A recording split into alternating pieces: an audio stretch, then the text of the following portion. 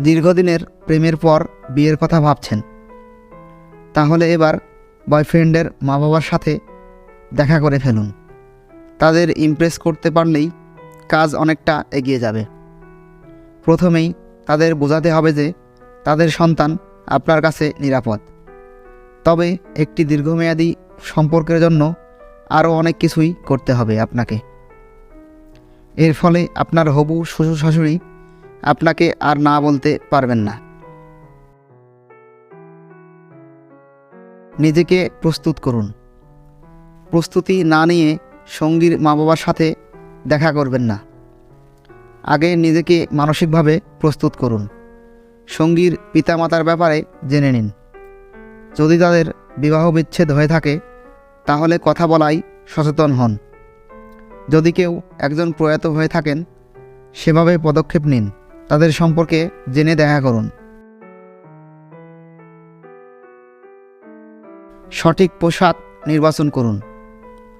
যে পোশাক পরে আপনি আপনার বয়ফ্রেন্ডের সাথে ক্যান্ডেল লাইট ডিনারে যাবেন, নিশ্চয়ই তা পরে তার মা বাবার কাছে যাবেন না।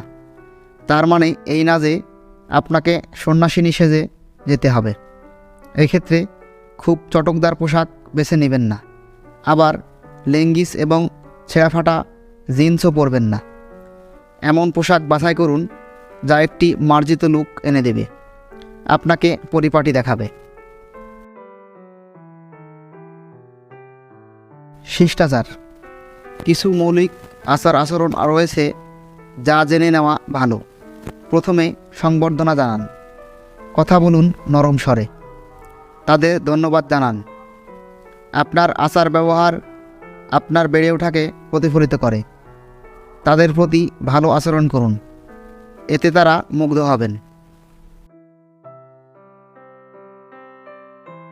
সাহায্য করুন। খাবার পরিবেশন করার সময় আপনার সঙ্গীর মা বাবাকে সাহায্য করুন। খাবার বেড়ে দিন। পানির গ্লাসটি পূরণ করুন। কিছুটা সাহায্য করলেই সম্ভাব্য পুত্রবধূ হওয়ার সুযোগ বেড়ে যাবে।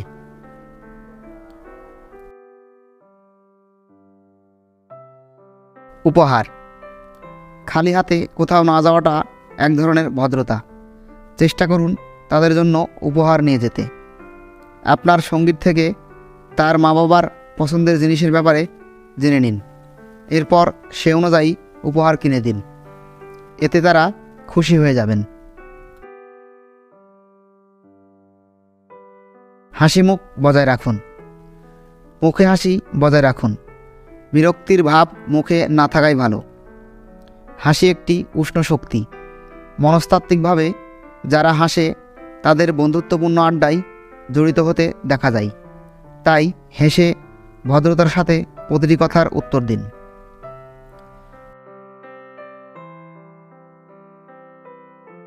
খুব সিরিয়াস হবেন না। স্পর্শকাতর বিষয়গুলি নিয়ে মতামত থাকলেও এড়িয়ে যান। তাদের কথা শুনুন। যে কোনো আলাপ নিয়ে সিরিয়াস হওয়ার সময় এটি নয়। সাধারণত ধর্ম বা রাজনীতির বিষয়গুলি এড়িয়ে চলার চেষ্টা করুন।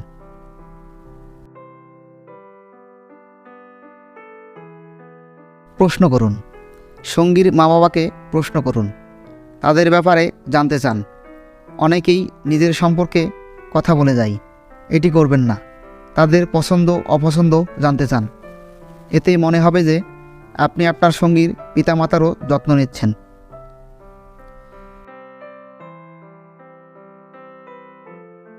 নিজেকে উপস্থাপন করুন। নিজেকে সৎভাবে উপস্থাপন করুন। যে কোনো প্রশ্নে হ্যাঁ অথবা না দেওয়ার পরিবর্তে একটি চিন্তাশীল উত্তর দিন। কথা বলার সময় নিজের প্রশংসা করে যাবেন না। কোনো রকমের বড়াই করবেন না। এতে করে তারা আপনাকে বিশ্বাস করবে।